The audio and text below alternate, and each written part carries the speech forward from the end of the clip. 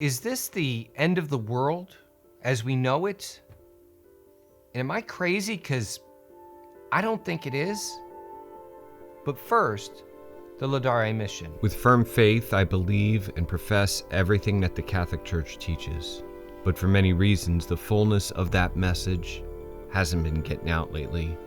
What if we, together, set out to learn the faith, to live the faith, and to share this faith, like missionaries of old? What would the world look like in 100 years? You can't give what you don't have, so we're here to help you to learn the faith, to live the faith, and to love the faith so that you can get out there and share the faith with a hurting world that needs it now more than ever. Welcome. I'm Brad Shapizi, and the whole world has gone pretty crazy in just the last week or so. Is this the end of the world as we know it? Am I crazy for thinking that it's not? Am I crazy for thinking that in a few weeks, maybe a month, that all of this will just blow over and be a distant memory? At what point should I think that maybe there's something a little more serious happening? Now, I've been dragging my feet on this for probably too long. Now, in all fairness, we did have a tornado that came through Tennessee, a week and a half, 2 weeks ago, and that did take all of our attention. So what was going on in China and South Korea, when I heard those stories, maybe it was really easy to just kind of blow it off and think that it was media hype. Do you remember that summer before the terrorist attack? They call it the summer of the shark. There was nothing going on in Washington, D.C. that summer. There was no interns. There was no scandals. I think the media just got bored, so they started reporting on shark attacks in Florida, and they created all this hype, and people were afraid to go to the beach. But in all reality, there was actually less shark attacks that summer than the average in Florida. They just created all of this hype.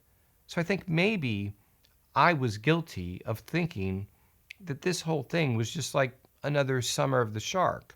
Maybe what was going on in China and South Korea and even California was just a little too far for me to focus on when all this other stuff was going on. So it didn't really hit me about how serious this was, about how awful this is, until I got a text message. I think on Thursday, maybe Friday, I got a text message from one of my cousins over in Italy. Now, I'm not paying attention to anything. I don't watch the news. I don't listen to the media. So, I mean, I understand something's going on, but I'm not really focused on it. My cousin sends me a text message. It's in Italian.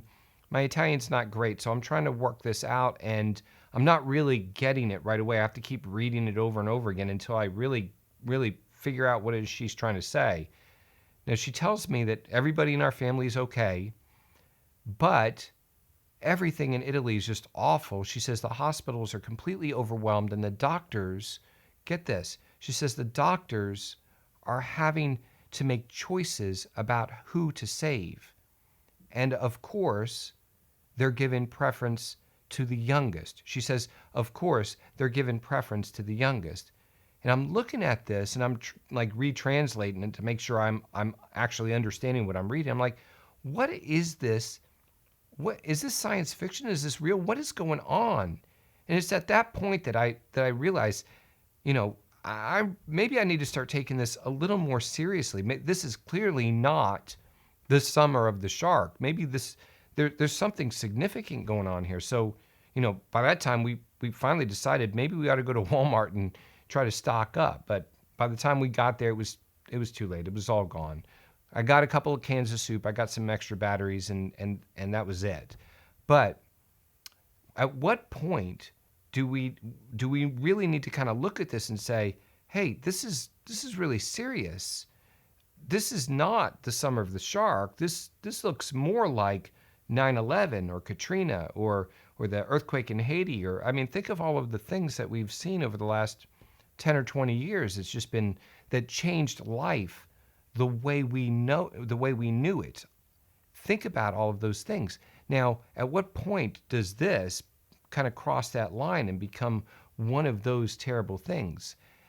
Christ says, you know how to interpret the appearance of the sky, but you cannot interpret the signs of the times.